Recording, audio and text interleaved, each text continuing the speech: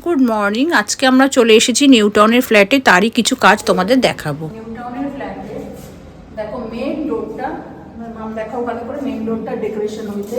প্রথমে এরকমই ছিল আমাদের, কিন্তু দেখো একদম স্ক্রিন গার্ড থেকে শুরু করে উপরে পুরো চেঞ্জ হয়ে ডেকোরেশন হয়েছে।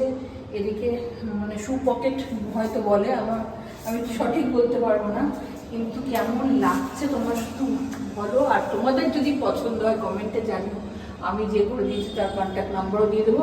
মেনলি হচ্ছে আমার মিমোর আইডিয়া, উপরটা ডেকোরেশন করা হয়েছে, লাইট দেওয়া হয়েছে, দরজায় কার্ড দেওয়া, যে লক নাম্বারিং লক লাগানো হয়েছে।